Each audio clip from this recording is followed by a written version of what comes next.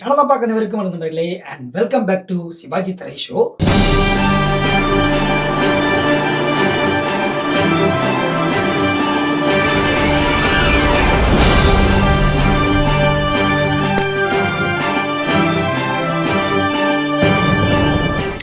சிவாஜி தரை ஷோ பொறுத்தவரை நிறைய டைம் உங்கள்கிட்ட நான் நிறைய கொஸ்டின் கேட்டிருக்கேன். எந்த படத்தை பத்தி பேசலாம் அப்படின்னு சொல்லி உங்கள்கிட்ட கேள்விகள் கேட்கப்படும்.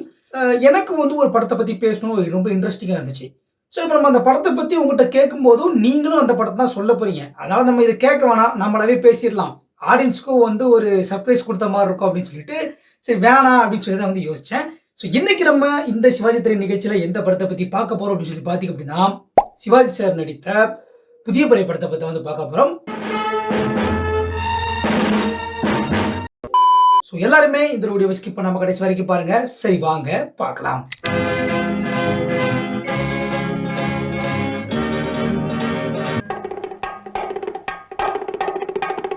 நம்ம எப்போது போலதான் நம்ம ஒரு படத்தை பத்தி பேச ஆரம்பிக்கிறோம் அப்படின்னா நம்ம அந்த படத்துல இருக்கக்கூடிய டெக்னீஷியன்ஸோட நேம்ஸ் சொல்லுவோம். பார்க்கலாமா?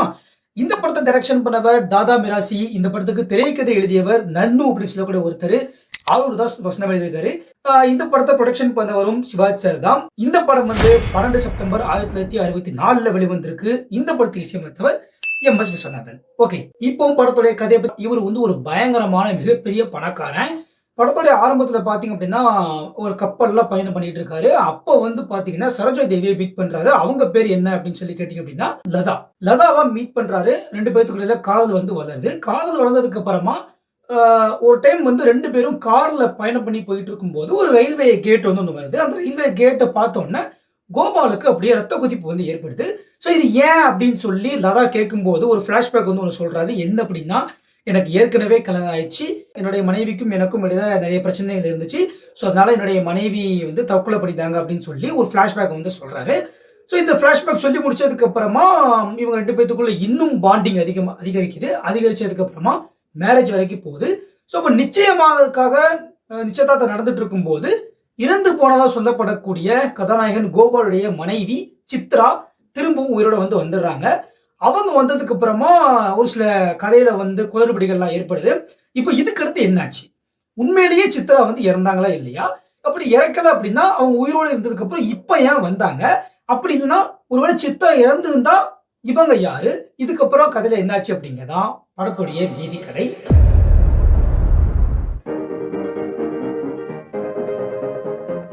மேலும் இந்த கதை கேட்டது ரொம்ப இன்ட்ரெஸ்டிங்கா இருக்குல்ல. ஆக்சுவலா பாத்தீங்கன்னா இந்த படத்துடைய கதை மட்டும் சிறப்பு கிடையாது, படமே சிறப்பு தான். இந்த படத்தோட டெக்னிக்கல் ஒர்க் எல்லாமே எப்படி இருக்கும் பாத்தீங்கன்னா ஒரு ஹாலிவுட் ரேஞ்சுக்கு இருக்கும். ஏன்னா நான் நிறைய சிவாஜியோட படங்கள் பார்த்திருக்கேன், நிறைய பழைய படங்கள் பார்த்திருக்கேன். 60ஸ்ல வெளியான ஒரு படம் அப்படின்னும் போது அது எப்படி இவ்வளவு குவாலிட்டியான ஒரு பிலிமை கொடுக்க முடியும்ன்றது எனக்கு தெரியல. இன்னொன்னு தாதா மிராசி. ஏன்னா இன்னைக்கு தமிழ் சினிமால பிரம்மாண்டம் அப்படின்னு சொன்னா சங்கர் சாரை நாங்க சொல்லுவோம். அதே மாதிரி முன்னாடி 60s 70ஸ்ல பாத்தீங்கன்னா பிரம்மாண்டம் அப்படின்னா தாதா மிராசி தான். சூப்பரா எடுத்திருக்காரு. படம் ஹாலிவுட் ரேஞ்சுக்கு இருக்கு. ஓகே, இப்போ இந்த படத்துல இருக்கக்கூடிய முக்கியமான விஷயங்கள் எதுன்னு அப்படின்றத ஒன் பை ஒன்னா லிஸ்ட் அவுட்டா பார்க்கலாம். ஓகேவா? ரொம்ப இன்ட்ரெஸ்டிங்கா இருக்கும். இது ரொம்ப நல்லா திரு கோபால் அவர்கள் மணந்து கொள்வதற்கான வாக்கு மாற்றிக் கொள்ளப்படுகிறது. நான் தான் உங்க மனைவி சித்ரா. அவ்வளவுதான், நம்மள முடிச்சு விட்டீங்க போங்க. ஃபர்ஸ்ட் விஷயம் என்ன அப்படின்னா, இந்த படம் நீங்க பார்க்க ஆரம்பிக்கிறீங்க அப்படின்னா படத்தோட டைட்டில் கார்டை நீங்க ரொம்ப நல்லா நோட் பண்ணி ஆகணும். ஏன்னா நிறைய பேர் எப்படின்னா படத்தோட டைட்டில் முடிஞ்சதுக்கு அப்புறமா தான் படம் ஆரம்பிக்கும் நினைச்சிட்டு இருப்பாங்க. நீங்க மட்டும் இல்லைங்க, நானுமே அப்படிதான். காமனாவே எல்லா ஆடியன்ஸும் என்ன நினைப்பாங்கன்னா, இப்போ படம் ஆரம்பிக்குது அப்படின்னா அந்த படத்துடைய இயக்குநர்கள் நடிகர்கள் அப்படின்னு சொல்லி பேர் போடுவாங்க. பேர் போட்டதுக்கு அப்புறமா தான் படத்துக்குள்ளே போகும். இந்த படத்துல ஒரு சின்ன சேஞ்ச். நீங்க இந்த படத்தோடைய சர்டிபிகேட் வரும் பாருங்க, அந்த யூ சர்டிபிகேட் ஏ சர்டிபிகேட் சொல்லுவாங்கல்ல, அந்த சர்டிபிகேட் வந்ததுக்கு அப்புறமாவே நீங்க படத்தை கவனிக்க ஆரம்பிக்கணும். ஏன்னா டைட்டில் கார்டு ஓடும் போதே பாத்தீங்கன்னா பேக்ரவுண்ட்ல ஒரு ஸ்டோரி பின்னாடி ஓடிக்கிட்டே இருக்கும். ஆக்சுவலா அந்த கதை தான் படத்துடைய கருவுடைய முக்கியமான ஒரு விஷயம். நீங்க நான் டைட்டில் கார்டெல்லாம் பார்க்க மாட்டேன், நான் கதையை தான் பார்ப்பேன்னு சொல்லிட்டு நீங்க உள்ள போயிருந்தீங்க அப்படின்னா கண்டிப்பா அதை மிஸ் பண்ணிருப்பீங்க. ஸோ நீங்க அதை பார்த்தா மட்டும்தான் படமே உங்களுக்கு புரியும். ஓகேவா? ரெண்டாவதா என்ன அப்படின்னு சொல்லி பாத்தீங்க அப்படின்னா, தாதா மிராசியை பத்தி நான் சொல்லிட்டேன். ஒரு பிரம்மாண்ட இயக்குனர், சூப்பரா படம் எடுப்பாரு அப்படின்னு சொல்லிட்டேன். ஒரு ஷார்ட் ஒன்று நான் கவனிச்சேன். என்னன்னா சிவாஜி சாரும் சரோஜா தேவியும் ஃபர்ஸ்ட் டைம் மீட் பண்ணக்கூடிய ஒரு சீன் கப்பல்ல. ஓகேவா?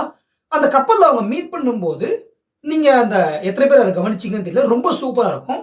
கப்பல் வந்து பார்த்தீங்கன்னா, அப்படியே ஒரு மாரி இப்படி இதாகும். இப்படி ஆடும். ஏன்னா, இது ரொம்ப டீட்டெயிலிங் கூட எடுத்திருக்காங்க. ஆக்சுவலா பார்த்தீங்கன்னா, நார்மலாவே கப்பல் வந்து போகும்போது அப்படி ஆடிட்டு தான் போகும். ஆனா, நெறைய பழைய படங்கள் இப்போ சிவாஜி சார் காலத்துல இருந்த நெறைய படங்கள்லாம் பார்க்கும்போது, நான் ஒரு சில சீன்ஸ்லாம் பார்த்துருக்கேன். ஒரு சில படங்கள்ல இருக்கக்கூடிய காட்சிகள் பார்க்கும்போது, இந்த அளவுக்கு டீட்டெயிலிங்கா எடுக்க மாட்டாங்க. யாரும் கவனிக்க மாட்டாங்க அப்படின்னு சொல்லி நெனைக்கிறாங்களான்னு தெரியல. இவ்வளோ டீட்டெயிலிங்கா இந்த கப்பல் ஆடுற ரேஞ்சுக்குலாம் வந்து மெனக்கட்டு யாரும் எடுக்க மாட்டாங்க. பட் இந்த புதிய பறவை படத்துல அந்த ஒரு சீன் வந்து கிட்டத்தட்ட ஒரு 6 to 7 மினிட்ஸ் வரும். 2 பேரும் பேசிட்டு இருப்பாங்க. அந்த 7 மினிட்ஸ் சீன வந்து தாதா மிராசி தத்ரூவமா எடுக்கணும் அப்படின்றதுக்காக, அந்த கப்பல் ஆடக்கூடிய அந்த விஷயத்த கூட ரொம்ப சிறப்பா எடுத்திருப்பாரு. எனக்கு ரொம்ப பிடிச்சிருந்துச்சு. பரவாயில்லையே, வயசு இளமையா இருந்தாலும் வார்த்தை முதுமையா இருக்கு. 3வது வந்து பார்த்தீங்க அப்படின்னா, படத்துடைய காமெடி சீன்ஸ்.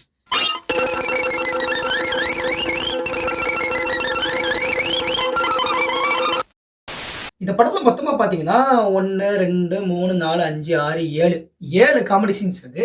நான் நோட் பண்ணி வச்சிருக்கேன். வேற ஒண்ணும் இல்ல. இந்த 7 காமெடி சீன்ஸ்ல தேவை இருக்க காமெடி சீன்ஸ் கொஞ்சம் இருக்கு. தேவை இல்லாத காமெடி சீன்ஸ் நெறையவே இருக்கு.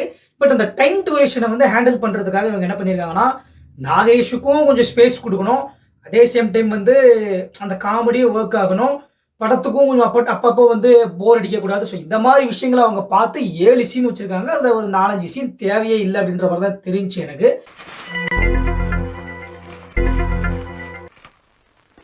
பையன் ரொம்ப சுறுசுறுப்பு. ஓகே, ஃபைன் இருக்கட்டும். அதுக்கடுத்து 4வது ஒரு சீன். இத வந்து மேக்ஸிமம் யாருமே கவனிச்சிருக்க மாட்டீங்க. இந்த படம் பார்த்துட்டு இருக்க மோஸ்ட் ஆஃப் த இப்போ நீங்க இந்த வீடியோ பார்த்துட்டு இருக்க நீங்க கூட அந்த படத்துல அத கவனிச்சிருக்கவே மாட்டீங்க. நான் வந்து அடிச்சு சொல்லுவேன். என்ன சீன் அப்டின்னா, நான் சொன்னேன்ல, அதாவது சரோஜா தேவி அதாவது லதாட்ட கோபால் தன்னுடைய கடந்த கால ஃபிளாஷ்பேக் சொல்றாரு. அந்த சொல்லக்கூடிய டைம் எப்போ சொல்லுவாரு? ஒரு ரயில்வே கேட் இருக்கும். 2 பேரும் கார்ல போய்க்கிட்டு இருப்பாங்க. அந்த ரயில்வே கேட்ல ரயில் போறத பார்த்த கோபாலுக்கு ரத்த கொதிப்பு ஏற்படும். அந்த டைம்ல வந்து அவரு அந்த உண்மைய சொல்லுவாரு. இப்ப இவங்க கார்ல உட்கார்ந்து தான் கோபால் வந்து லதாட்ட சொல்லிக்கிட்டு இருப்பாரு. இந்த சீன். இந்த சீன்ல பார்த்தீங்கன்னா, அந்த கார் வந்து மலையில ஆக்சுவலா மழை பெஞ்சுட்டு இருக்கும். மழை பெஞ்சுட்டு இருக்கும்போது, அந்த தண்ணி எல்லாமே கண்ணாடியில வந்து அப்படியே வழிஞ்சுகிட்டே இருக்கும். கண்ணாடில வழிஞ்சுட்டே இருக்கும்போது, அந்த அந்த முன்னாடி இருக்க அந்த பிரஷ் இருக்கு பார்த்தீங்களா, அந்த கிளாஸ்லாம் நார்மலா பிரஷ் இருக்கும். அந்த பிரஷ் வந்து என்ன ஆகும்னா, அப்படி கிளீன் பண்ணிட்டே இருக்கும். தண்ணி வந்து வழிஞ்சுகிட்டே இருக்கும். இத இவங்க எவ்வளவு தத்ரூவமா எடுத்திருக்காரு தாதா மிராசி அப்படின்னு சொல்லி பார்த்தீங்கன்னா, ஆக்சுவலா அந்த மழை பெய்றத ஆர்டிஃபிஷியலா கிரியேட் பண்ணியிருக்காங்க. அது அப்படிதான் பண்ணி ஆகணும். இப்ப ஆர்டிஃபிஷியலா கிரியேட் பண்ணும்போது, கேமரா வந்து ஒரு பக்கம் இப்ப அந்த கிளாஸுக்கு இந்த பக்கம் தான் கேமரா இருக்கு. சிவாஜி சாரையும், சரோஜா தேவியும் ஃபோக்கஸ் பண்ணிட்டு இருக்கு. அந்த பிரஷ் வந்து இப்படி இது கிளீன் பண்ணிட்டே இருக்குது. இப்ப இதே இது கட் பண்ணி அடுத்த ஷாட்ல பார்த்தீங்க அப்படின்னா, சரோஜா தேவியோட ஃபேஸ மட்டும் காட்டுவாங்க. இப்ப சரோஜா தேவியோட ஃபேஸ மட்டும் காட்டும்போது, சரோஜா தேவி ஃபேஸ் மேல வந்து ஒரு ஷேடோ வந்து விழும். அந்த ஷேடோல பார்த்தீங்க அப்படின்னா, அந்த பிரஷ் வந்து இப்படி கிளீன் பண்றது அந்த அந்த ஷேடோ அவங்க முகத்துல விழும். இந்த ஆக்சுவலா அவங்க மலையில தான் இருக்குறாங்க. இந்த கார் மலையில நனைஞ்சுகிட்டு இருக்கு. வெளியில வந்து பிரஷ் கிளீன் பண்ணிட்டு இருக்கு அப்படின்றத தத்ரூவமா காட்டணுன்றதுக்காக, இது ஆர்டிஃபிஷியலாவே கிரியேட் பண்ணியிருந்தாலும் ரொம்ப தத்ரூவமா இருக்கணுன்றதுக்காக, அந்த ஃபேஸ் க்ளோஸ் அப் ஷாட்ல கூட அந்த ஷேடோவ கூட சூப்பரா விழ வச்சு தாதா மிராசி வந்து எடுத்திருக்காருன்றது ரொம்ப பெரிய விஷயம். இது வந்து இந்த காலத்து படங்கள நம்ம நெறைய பார்க்கலாம். இப்ப 2024, 25 மூவிஸ்லாம் பார்த்தீங்கன்னா, அந்த மாரி 20 என்னங்க 20ல அதுக்கப்புறம் வந்த படங்கள்ல எல்லா படங்களையுமே நீங்க பார்க்கலாம். நார்மலாவே இந்த டீட்டெயிலிங் வச்சு எடுக்கிறேன்ற பேர்ல எடுக்குறாங்க. ஆனா 60ஸ்ல வந்த ஒரு படத்துல இவ்வளவு பெரிய விஷயம் அப்படின்றது ரொம்ப சூப்பரான ஒண்ணு. போனப்ப கூட உங்களுக்கு இதே நிலைமை தான் ஏற்பட்டுச்சு. சந்திரா, உன் நேர்மையை நான் பாராட்டுறேன். அப்படிதான் இருக்கணும். அதுக்கடுத்து 5வது இந்த 5வது விஷயம் ரொம்ப இன்ட்ரெஸ்டிங்கான ஒண்ணு. படத்துடைய இயக்குனர் யாரு? தாதா மிராசி. தாதா மிராசி எத்தனை பேர் பார்த்திருப்பீங்கன்னு சொல்லி எனக்கு தெரியாது. ஏன்னா பி. மாதவன பார்த்திருப்பீங்க, ஏ.பி. நாகராஜன பார்த்திருப்பீங்க. நம்ம சேனல்ல போடக்கூடிய வீடியோல கூட ஃபோட்டோஸ் நான் போட்டிருக்கேன். பார்த்திருப்பீங்க. நானுமே பார்த்திருக்கேன். ஆனா தாதா மிராசியோடைய ஃபோட்டோ வந்து நெட்ல எங்க தேடினாலுமே கிடைக்காது. ஆனா ஒரு இடத்துல நான் பார்த்தேன். இந்த படத்துல பார்த்தேன்.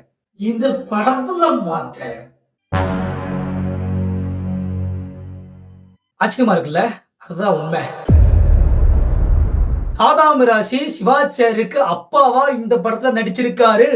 எத்தனை பேர் இதை கவனிச்சீங்கன்னு சொல்லி தெரியல. சிவாஜி சாருக்கு அப்பா வரக்கூடிய கதாபாத்திரம் அவர் தான் பண்ணியிருக்காரு. ஒரு ஷாட்ல எப்போ வருவாரு அப்படின்னு சொல்லி பார்த்தீங்கன்னா, சிவாஜி சார் பர்த்டே ஃபங்க்ஷன் நடக்கும். அந்த பர்த்டே ஃபங்க்ஷனுக்கு ஒரு 2 வார்த்தை பேசியிருப்பாரு தாதா மிராசி. கோபால்,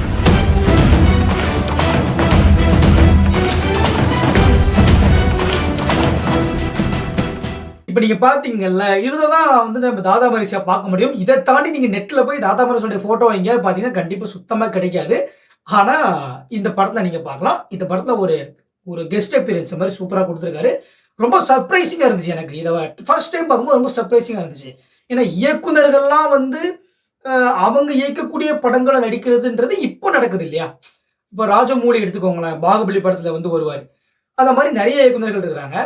ஸோ இப்போ இந்த விஷயத்த வந்து 60ஸ்லயே தாதா மிராசி பண்ணியிருக்காருன்றது தான் ரொம்ப பெரிய விஷயம். அதுக்கடுத்து 6வது வந்து ஒரு சூப்பரான ஒரு சீன். ஏன்னா ஒரு படம் முழுவதும் ரசிக்கும்படியான காட்சிகள் இருக்குமா அப்படின்னு சொல்லி கேட்டீங்கன்னா ஒரு சில படங்கள்ல இருக்கும். இந்த படத்துலயுமே இருக்குது.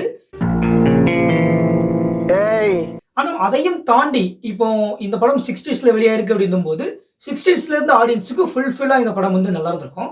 ஆனா அதை தாண்டி 2K ஜெனரேஷன் மக்களுக்கு இந்த படத்துல இருக்கக்கூடிய ஒரு சில காட்சிகள் ரொம்பவே பிடிக்கும். எனக்கு இந்த படத்துல ஒரு காட்சி ரொம்ப ரொம்ப ரசிச்சேன். அது எந்த காட்சி அப்படின்னா, சிவாஜி சார் வந்து சரோஜாதேவி தேவிட்ட கொஞ்சம் குழந்தைத்தனமா பேசுவாரு. அதே மாதிரி சரோஜாதேவியும் தேவியும் சிவாஜி சார்ட்ட வந்து கொஞ்சம் குழந்தைத்தனமா பேசுவாங்க. அந்த காட்சி ரொம்பவே சூப்பரா இருந்துச்சு. நான் உங்களுக்கு அதை போட்டு காட்டுறேன். ரொம்ப போட்டு காட்ட முடியாது, காப்பிரைட்ஸ் ப்ராப்ளம் வந்துடும். உங்களுக்கு கொஞ்சம் கம்மியா போட்டு காட்ட நீங்க வந்து பாருங்க. கோவமா இருக்கீங்களா? ஆமா, நான் யாருன்னு உனக்கு தெரியாது. நான் யாருன்னு உங்களுக்கு தெரியாது. அதுக்கடுத்து 7வது. இப்ப 7வது பாத்தீங்கன்னா ஒரு சீன். இந்த சீனை பார்த்த மோஸ்ட் ஆஃப் த பேர் என்ன நினைச்சிருப்பீங்க அப்படின்னா, இது ஒரு லாஜிக் இல்லாத சீன் தான் நினைச்சிருப்பீங்க.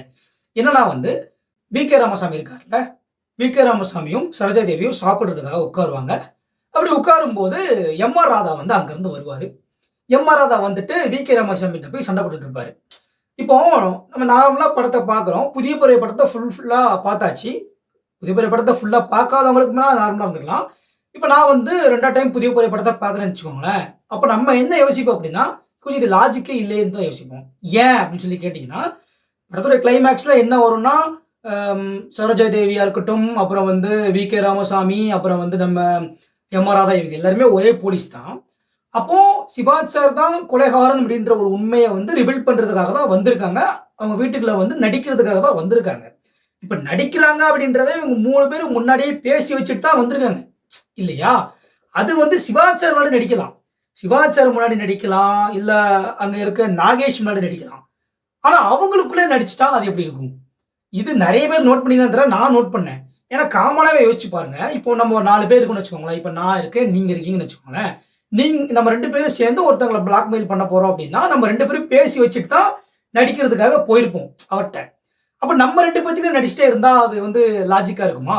அது இருக்காது. அப்ப நான் இந்த சீனை பார்க்கும்போது என்ன நினைச்சேன் அப்படின்னா, இப்போ அந்த அந்த ஃப்ரேம்ல யாருமே இல்ல. அப்ப ஏன் லாஜிக்கே இல்லாம இவங்க மட்டும் பேசுற மாதிரி ஒரு சீன் வச்சிருக்காங்களே அப்படின்ற மாதிரி நான் யோசிச்சேன். ஆனா அந்த இடத்துல தாதா மிராசி ஒரு விஷயம் பண்ணியிருக்காரு. என்னன்னா 2 டைலாக் வந்து நம்ம எம்.ஆர். ராதா ஆரம்பிக்கும் போது சமையல்காரர் ஒருத்தர் வந்து உள்ள வந்துருவாரு. சமையல்காரர் நீங்க வந்து மேக்ஸிமம் யாருமே கவனிச்சிருக்க மாட்டீங்க, நான் கவனிச்சேன். சமையல்காரர் வந்தோடனே இவங்க வந்து நடிக்கிறாங்க. சமையல்காரருக்கு இந்த உண்மை தெரியக்கூடாது அப்படின்றதுக்காக தான் நடிக்கிறாங்க. இந்த ஒரு விஷயத்தை இப்படி டீடைலிங் கூட பண்ணியிருக்காரு. இது எத்தனை பேர் புரிஞ்சுப்பாங்கன்னு சொல்லி தெரியல. ஆனா ஃபர்ஸ்ட் டைம் பார்க்கும்போது எல்லாருமே லாஜிக் இல்லாத ஒரு சீன் தான் நினைப்பீங்க. ஆனா அது லாஜிக் இல்லாத சீன் கிடையாது. ஒரு நல்ல ஒரு சீன் அப்படின்னு சொல்றதுக்காக தான் நான் இதை வந்து சொல்லியிருக்கேன். உங்களுக்கு புரிஞ்சிருக்கும்னு நினைக்கிறேன். ஓகே, புரிஞ்சிருந்தா எடுத்துக்கோங்க. அதுக்கடுத்து 8வது ஒரு பயங்கரமான சீன். இது நிறைய பேர் கவனிச்சிருப்பீங்க. இதுக்கு முன்ன வரைக்கும் நான் வந்து கவனிக்காததா சொல்லிட்டேன்.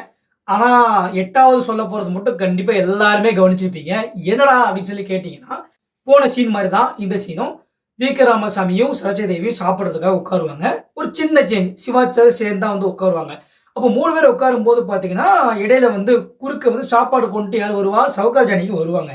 இப்போ இந்த ஃப்ரேம்ல நீங்க நோட் பண்ணக்கூடிய விஷயம் என்ன அப்படின்னா, சரோஜா தேவி எந்த கலர்ல புடவை கட்டியிருக்காங்க? பச்சை கலரு. அதே மாதிரி சவுகார் ஜானகி புடவைய கொஞ்சம் பாருங்க, பச்சை கலரு. இது எந்த ஒரு நோக்கத்துல தாதா மிராசி இதை வச்சாரு, இதை ஆடியன்ஸை எப்படி கன்வே பண்றதுக்காக இதை பண்ணாருன்றது எனக்கே தெரியல. இப்போ ஒரு மாதிரி கொஞ்சம் புதுசா இருந்துச்சு. 2 பேருமே ஒரே மாதிரியான புடவை கட்டியிருக்கிறது வந்து சிவாஜி சாருக்கு 2 ஜோடி அப்படின்ற விஷயத்த காட்டுற மாதிரி இருந்துச்சு. அதனாலதான் நான் வந்து சொல்லியிருக்கேன், வேற ஒன்றும் இல்லை.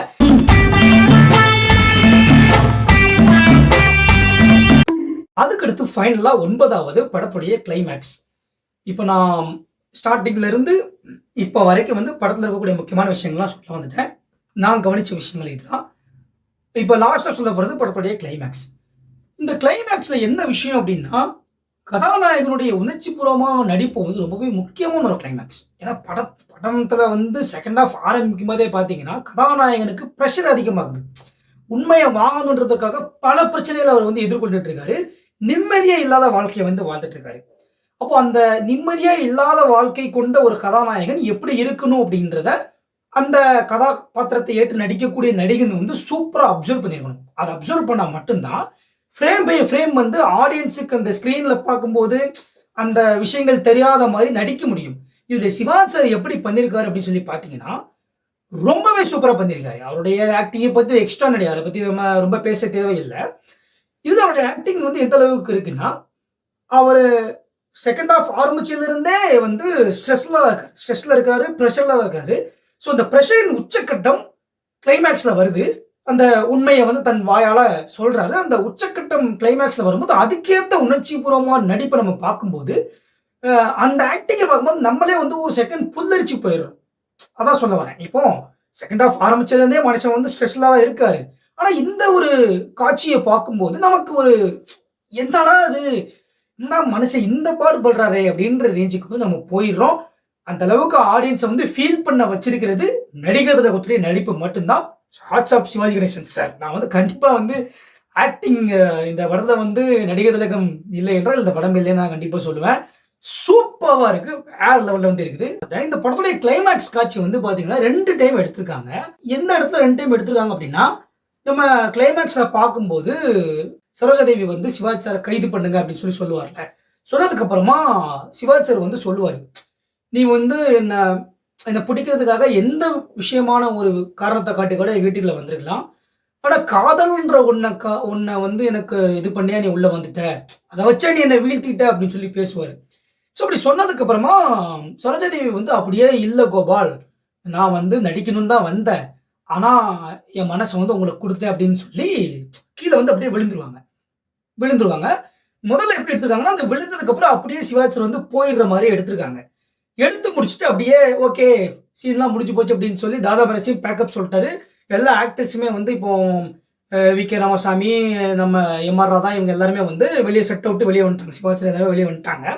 வந்ததுக்கு அப்புறமா இந்த படத்துடைய வசனகர்த்த ஆருதாஸ் வந்து ஒரு விஷயம் சொல்லியிருக்காரு. என்னன்னா, இதுல வந்து சிவாஜி அவர்கள் சூப்பரா நடிச்சிருக்காரு. இந்த காட்சியில வந்து சூப்பரா பேசியிருக்காரு. ஆனா ஒரு குறிப்பிட்ட வசனம் மட்டும் இந்த காட்சியில இடம் பெறல அப்படின்னா இந்த காட்சி நல்லா இருக்காது அப்படின்னு சொல்லியிருக்காரு. அது அந்த வசனம் இருந்தா மட்டும்தான் ஃபுல்ஃபில் ஆகும் அப்படின்னு சொல்லியிருக்காரு. அதுக்கப்புறம் திரும்பவும் வந்து சிவாஜி சார் செட் அவுட்டு வெளியே போன சிவாஜி சாரை மற்றவங்க எல்லாம் கூப்பிட்டு உள்ள வர வச்சு திரும்பவும் எடுத்திருக்காங்க. சிவாஜி சார் வந்து கொஞ்சம் கோவப்படுற மாதிரி அருதாஸ் கேட்டிருக்காரு. இது முன்னாடியே சொல்ல வேண்டியதுனாடா அப்படின்னு சொல்லி கேட்டிருக்காரு. பட் இருந்தாலும் ரொம்ப கோவப்படலை. ஏன்னா அந்த வசனம் என்ன வசனம் அப்படின்னு சொல்லி பார்த்தீங்க அப்படின்னா, பெண்மையே நீ வாழ்க, உள்ளமே உனக்கு என் நன்றி. ஆக்சுவலா இது வந்து செட் அவுட் எல்லாரும் வெளியே போனதுக்கு அப்புறம் கூப்பிட்டு வச்சு எடுத்திருக்காங்க. இதான் ஒரு விஷயம். இது 2 டைம் எடுக்கப்பட்டிருக்கு இந்த கிளைமேக்ஸ் சீன். கிட்டத்தட்ட 8 முக்கியமான விஷயங்களை பத்தி நம்ம பார்த்திருக்கோம். இப்போ இந்த படத்துடைய பாடல்கள் பற்றி கொஞ்சம் பேசலாம். நிறைய படங்களை பத்தி பேசியிருக்கேன், நிறைய படங்களுடைய பாடல்கள் பத்தி பேசியிருக்கேன். ஆனா ரொம்ப பேசியிருக்கவே மாட்டேன். பட் இந்த படத்துல இருக்கக்கூடிய பாடல்கள் பத்தி கொஞ்சம் அதிகமா பேச வேண்டியிருக்குது. ஓகேவா, கேளுங்க. பார்த்த ஞாபகம் இல்லையோ, அந்த பாட்டு உண்மையிலே செம பாட்டுங்க. எனக்கு ரொம்ப பிடிச்ச பாட்டு அந்த பாட்டுலாம். பார்த்த ஞாபகம் இல்லையோ பாட்டுலாம் வந்து இப்போ டிஜிட்டல்ல இது பண்ணி அந்த சாங்கோடைய சவுண்ட்ஸ்லாம் டிஜிட்டல்ல பண்ணி யூடியூப்ல போட்டிருக்காங்க. எனக்கு ரொம்ப பிடிக்கும் அந்த பாட்டு வந்து. நான் வந்து விட்டே கொடுக்க மாட்டேன்.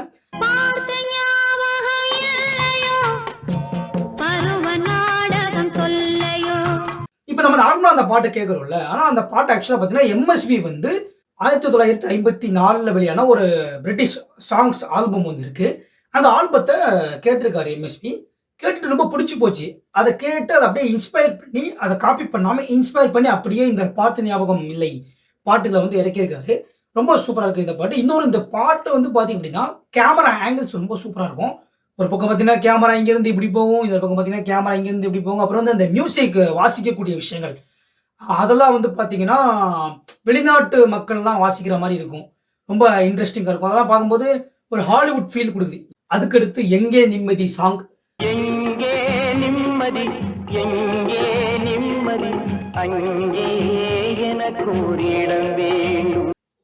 உண்மையிலே எங்க நிம்மதி சாங் வந்து இப்போ இருக்க 2K ஜென்ரேஷன்ஸுக்கு வந்து லவ் ஃபெயிலியர் இருக்கட்டும், இல்லை நிறைய விஷயங்கள் ஃபேமிலி ப்ராப்ளம் சுச்சுவேஷன்ஸுக்கு வந்து ஸ்டேட்டஸ் போடுறதுக்கு யூஸ் பண்ணுறாங்க. என்னுடைய ஃப்ரெண்ட்ஸுமே நிறைய பேர் போட்டிருக்காங்க, அதனால தான் சொல்கிறேன்.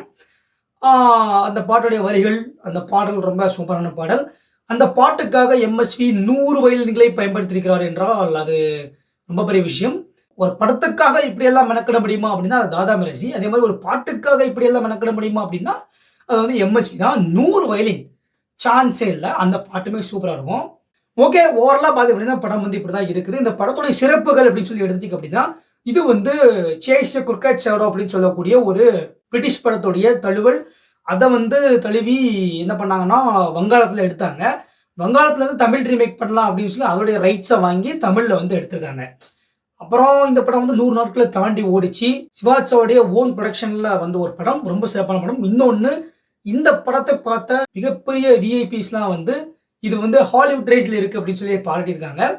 அது அவ்வளோ பேர் இருந்தாலும் முக்கியமானவராக நான் சொல்கிறது யார் அப்படின்னா எம்ஜிஆர். அவர் வந்து இந்த படத்தை பார்த்து சூப்பராக இருக்குது, ஹாலிவுட் ரேஞ்சில் எடுத்திருக்காங்க, சிவாஜி கணேசன் அவருடைய நடிப்பு நல்லா இருக்குது அப்படின்னு சொல்லி பாராட்டியிருக்காங்க. இதனால தான் இந்த படத்தை பற்றி பேசணும்னு சொல்லி உங்களுக்கு சொல்லியிருந்தேன். இது வந்து ஹாலிவுட் ரேஞ்சில் எடுக்கப்பட்ட ஒரு தமிழ் படம், அதுவும் 60ஸ்ல என்ன பாருங்க. இப்போ இந்த படத்தை பற்றி நீங்க என்ன நினைக்கிறீங்க அப்படின்றத வந்து கமெண்ட்ல சொல்லுங்க. இவ்வளவு நேரம் நான் வந்து இந்த படத்தை பற்றி பேசியிருக்கேன். இவ்வளவு நேரம் நீங்க இந்த வீடியோ பார்த்துருக்கீங்கல்ல, நீங்க வந்து இந்த படத்தை பற்றி ஒரு 4-5 லைனாவது கமெண்ட் பண்ணாம போகவே கூடாது. ஸோ அதனால கண்டிப்பா இந்த படத்தை பற்றி நீங்க என்ன நினைக்கிறீங்க அப்படின்றத வந்து கமெண்ட்ல சொல்லிட்டு போங்க. அண்ட் அது இதை மாதிரியே அடுத்து எந்த படத்தை பற்றி பேசலாம் அப்படின்றது நீங்க கமெண்ட்ல சொல்லுங்க. அண்ட் நான் கம்யூனிஸ்ட் போஸ்ட்டுமே போடுறேன். ஒரு 2-3 நாள் போகட்டும். நான் சிவாஜி திரை நிகழ்ச்சி அடுத்து நம்ம புது எபிசோடு பண்ணும்போது கம்யூனிட்டி போஸ்ட் போடுறேன். அதை வந்து நீங்கள் சொல்லுங்கள், அதை பற்றி நம்ம வந்து பேசலாம். ஓகேவா? அண்ட் லைக் பண்ணுங்க, ஒன்லி சிவாஜி கணேசன் சேனலை சப்ஸ்கிரைப் பண்ணுங்க. அண்ட் அதுக்கப்புறமா வந்து நம்ம சேனலுடைய ஃபேஸ்புக் பேஜ் அதோட லிங்க் கீழே இருக்குது, வாட்ஸ்அப் குரூப்போட லிங்க்கும் கீழே இருக்குது, அண்ட் ஃபேஸ்புக் குரூப்போட லிங்க்கும் கீழே இருக்குது. அதை கிளிக் பண்ணி ஃபாலோ பண்ணிக்கோங்க. நாளைக்கு இதம்மா நல்ல ஒரு வீடியோவில் நான் உங்களை சந்திக்கின்றேன்.